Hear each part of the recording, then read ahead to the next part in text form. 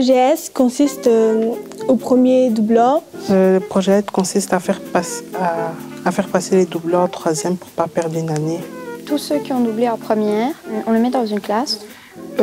Pour mieux travailler, pour mieux être concentré avec les profs. En fait, à DSA, on a un examen pour voir si on peut passer en deuxième ou pas. Ceux qui passent, ils sont en deuxième commune, donc comme tout le monde.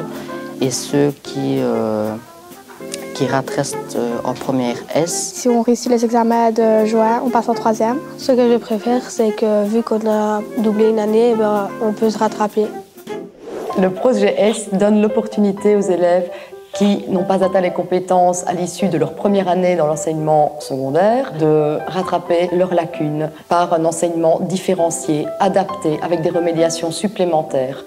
Et à l'issue, si tout se déroule bien, ils peuvent, en réussissant les CE1D et les examens dans d'autres branches à 50%, accéder à la troisième année.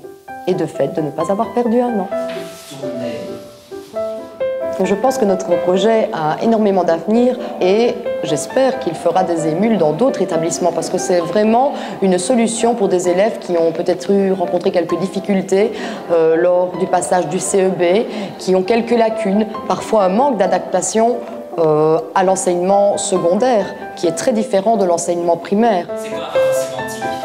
Nous avons 20% des élèves qui faisaient partie du projet qui sont en troisième actuellement. On ne dit pas que ce sont les premiers de classe, mais qui n'ont pas plus de difficultés que les autres élèves qui ont fait un cursus normal 1, 2, 3. Donc le trophée Scola nous a apporté évidemment une grande fierté et une reconnaissance de notre idée, parce que c'est vrai que Madame la Préfète nous a jeté une idée en pâture, comme ça, en début d'année scolaire, il y a 2 ans. C'est aussi une reconnaissance d'un effort accompli par toute une équipe de gens qui bien souvent ne comptent pas leurs heures. Et c'est clair que sans eux, ça ne pourrait pas exister. C'est surtout un travail de l'équipe professorale, et ça c'est important.